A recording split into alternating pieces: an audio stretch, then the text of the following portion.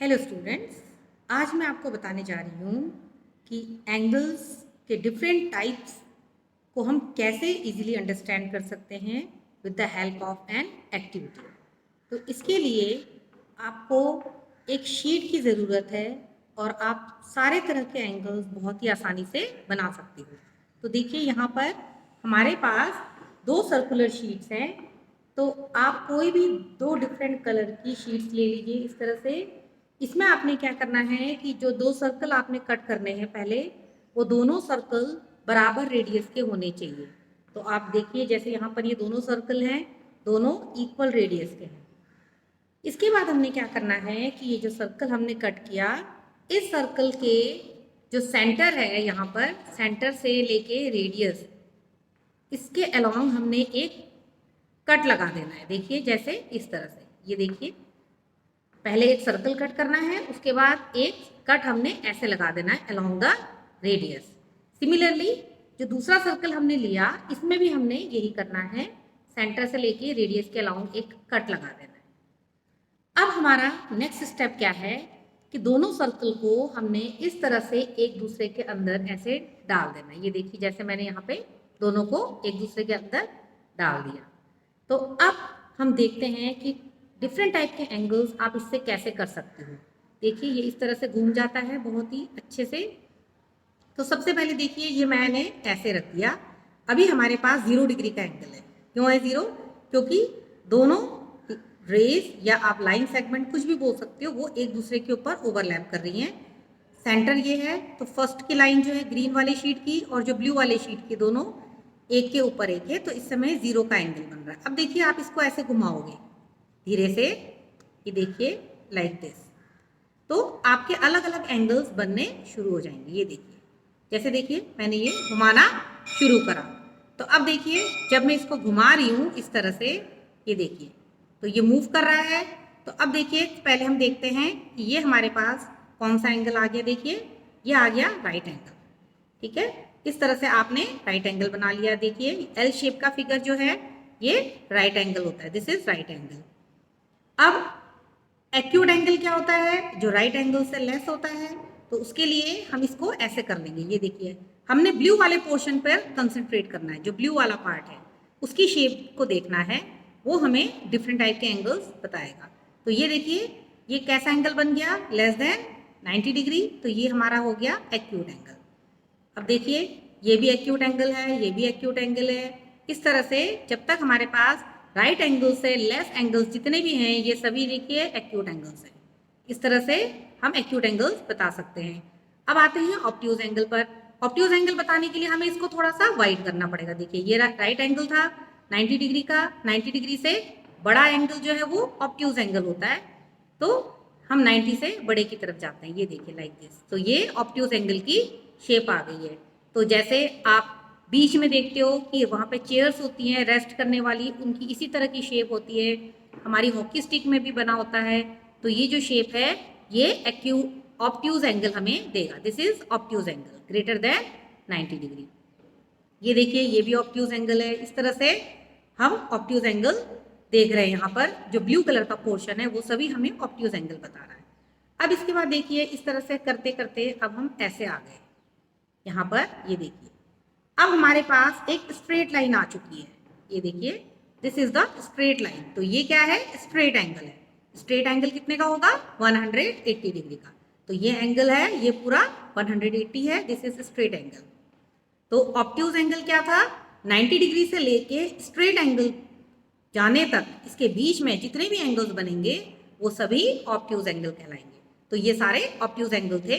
दोबारा से देख लेते हैं। ये देखिए ये हमारा था स्ट्रेट एंगल। अब स्ट्रेट एंगल से अंदर जाते हैं। ये देखिए ब्लू वाले पार्ट को हमने देखना है, ये ऑब्ट्यूज एंगल है, ये भी ऑब्ट्यूज एंगल है। इस तरह से जब तक हमें राइट एंगल नहीं मिल जाता तो ये सभी ऑब्ट्यूज एंगल हैं, ये राइट एंगल हो गया। तो हमने ऑब्ट्यूज एंगल पता कर लिया, स्ट्रेट एंगल भी हमने देख लिया। जो बिल्कुल स्ट्रेट हो जाएगा दैट इज 180 डिग्री, वो स्ट्रेट एंगल है।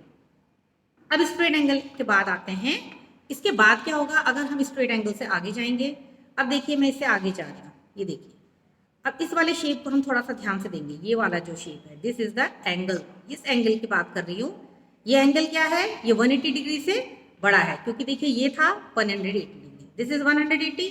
अब हमारा जो ब्लू वाला पोर्शन है वो 180 से ज़्यादा हो रहा है, ये देखिए इस तरह से, ये 180 से ग्रेटर है, तो इस एंगल को हम बोलेंगे रिफ्लेक्स एंगल, जो 180 से ग्रेटर होता है और 360 से छोटा होता है।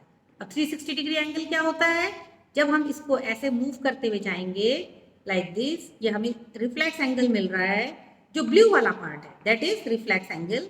तो अब देखिए जब हम पूरा एक सर्कल कवर कर लेंगे ऐसे करके, तो अब हमारे पास जब हम उसी पॉइंट पे वापस आ गए तो उसे हम बोलेंगे कंप्लीट एंगल, वो होता है 360 डिग्री का। तो ये जो पूरा सर्कल है, ये पूरा सर्कल जो है सेंटर के अबाउट 360 डिग्री का एंगल बना रहा है, और जिसे आप 180 का डबल भी बोल सकते हो। तो इस तरह से आप कोई भी एंगल्स आसानी से कर सकते हो, और उसकी शेप भी आप रिकॉग्नाइज कर सकते हो कि इनकी शेप कैसी होगी। तो आपको सिंपली कुछ नहीं करना है, मैं फिर से एक बार बता देती हूँ। आपने बस 2 सर्कुलर पीसेस लेने हैं। अगर आपके पास कलर शीट नहीं है तो आप कोई भी ड्राइंग की शीट घर पे पड़ी होगी, कोई A3 शीट पड़ी होगी, उसको ले लीजिए, उसमें आप कलर कर लीजिए। 2 डिफरेंट कलर करने जरूरी हैं, क्योंकि तभी हम इजीली डिटेक्ट कर सकते हैं कि एंगल्स किस तरह से बन रहे हैं। अगर दोनों शीट का कलर एक जैसा होगा तो हमें उसके लिए थोड़ी सी प्रॉब्लम आएगी। फिर आपने उसमें क्या करना है, सेंटर से एक कट लगा देना है दोनों में, और इसको इस तरह से एक दूसरे के अंदर ऐसे डाल देना है लाइक दिस। तो एक दूसरे के अंदर जब आप ऐसे डाल दोगे तो बस अब आपका एंगल्स रेडी हो गए। तो आप कोई भी एंगल्स बना सकते हो with the help of this sheet. तो देखिए कितनी इजीली ये मूव करता है। एक चीज और आपने ध्यान देनी है, अगर आप इस शीट को थोड़ा मोटा लेंगे, ज़्यादा मोटा, कई बार कार्डबोर्ड भी यूज़ कर लेते हैं स्टूडेंट्स, तो उसमें क्या होता है कि वो अच्छे से मूव नहीं कर पाता। तो हमें कोशिश करनी है कि जो नॉर्मल शीट होती है, आपकी ड्राइंग की शीट है, चाहे A3 शीट है, A4 शीट है, वो आपने यूज़ करनी है। कार्डबोर्ड यूज़ नहीं करना, क्योंकि वो बहुत मोटा हो जाएगा और उससे फिर ये मूव नहीं हो पाएगा, अच्छे से एंगल नहीं बन सकेंगे। तो आई होप कि इससे आप जो एंगल्स बनाएंगे इस एक्टिविटी के हेल्प से, आप इसे कभी भी नहीं भूलोगे, बहुत इंजॉय करोगे आप सभी।